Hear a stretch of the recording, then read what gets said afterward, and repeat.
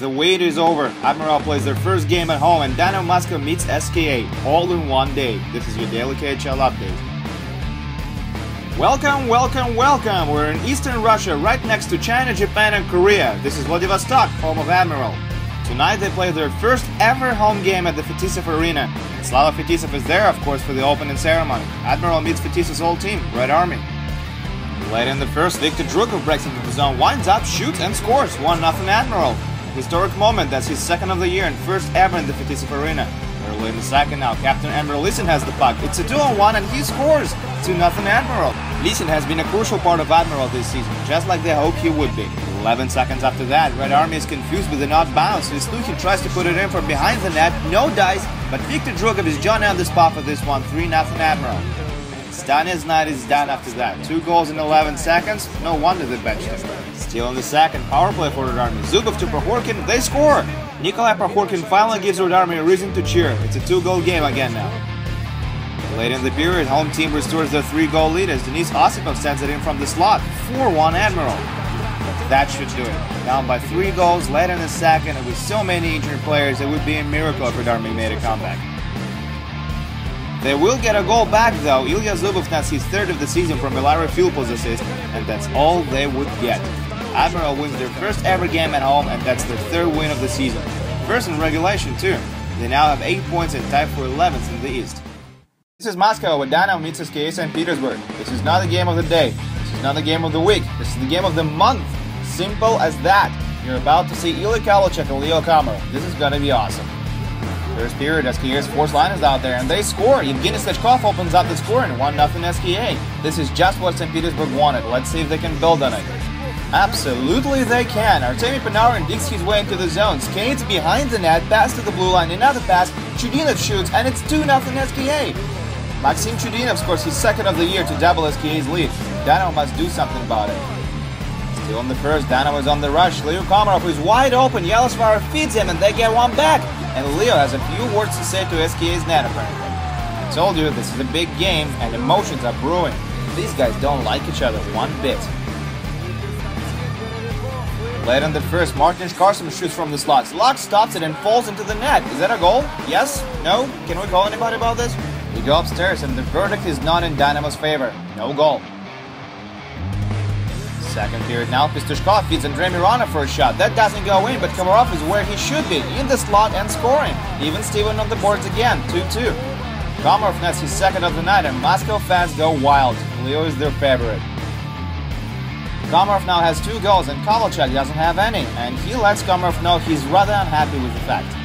Meanwhile, Go Leo chants rings from the stands. Can these two play each other like every day, please? Third period, SKA wins the faceoff. Panarin takes a shot right away and he scores 3-2 SKA. St. Petersburg has a great ability to score early in the period. That's key for them. Moments later, Tikhonov has the puck behind the net, feeds Panarin in the slot, and he nets another one. 4-2 SKA now. Remember 2011 World Juniors in Buffalo? Panarin scored 2 goals in the final back then. The way this game is developing sort of reminds me of that.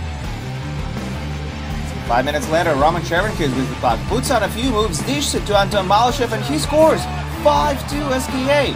Well, this is probably it. Even for Dynamo, it would be hard to get back at this one. And SKA is going to add insult to an injury too. Patrick Torsen scores on a power play with just a second left on the clock, 6-2 SKA.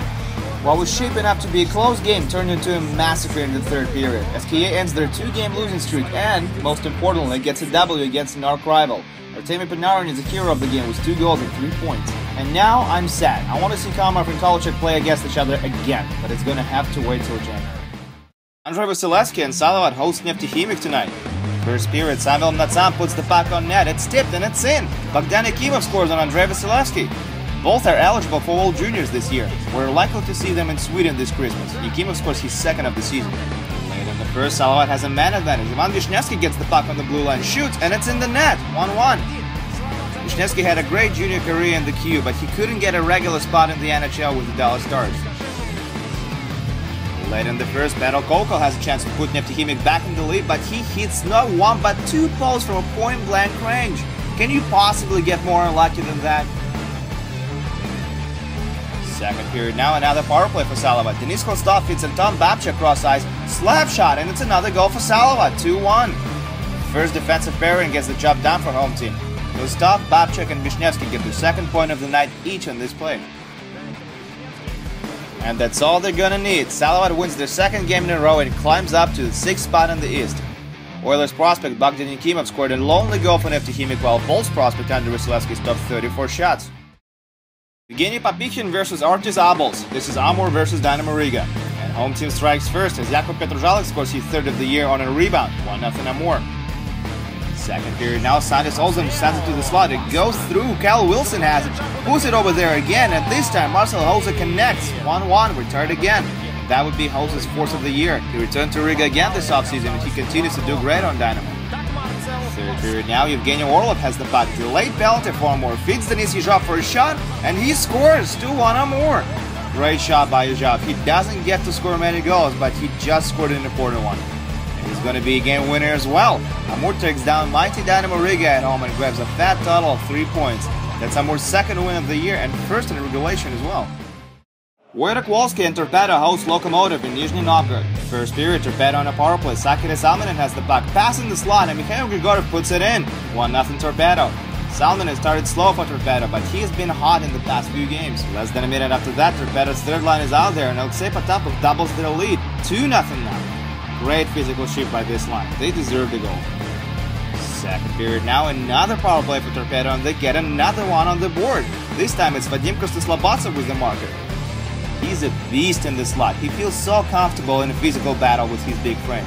5 minutes later, Torpedo has another man advantage. Denis Parshin dishes it to Wolski. He feeds Juoso Hietanen, and he makes it 4-0 Torpedo. Loko is being slaughtered.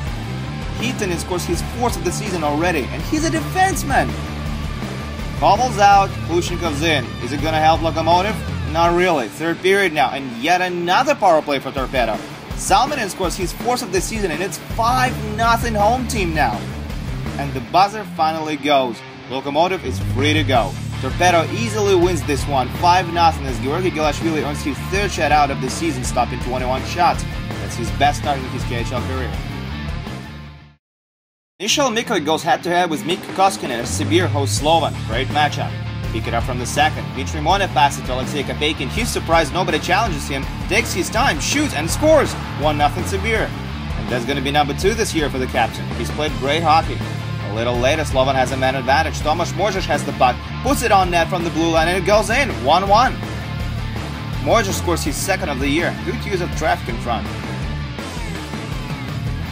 Early in the third now, Dmitry Kugushev hits Slava Belov for a shot. It's a cannon, and that's another goal for Sibir, 2-1 home team.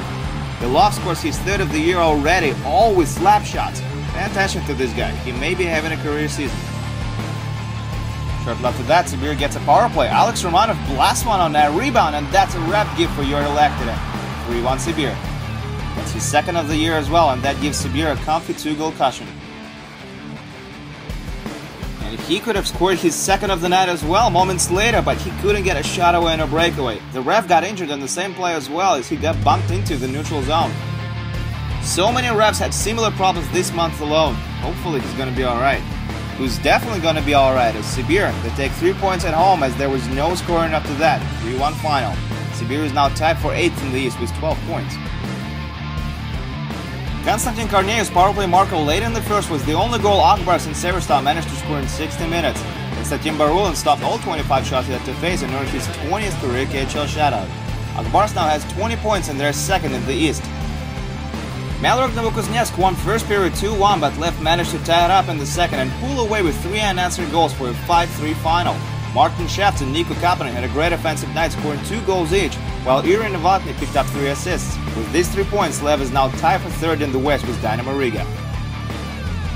And this is it for your daily KHL update. It was a good day, but you know what? I have a feeling tomorrow will be just as great. My name is Andreas Sachenko. See you tomorrow.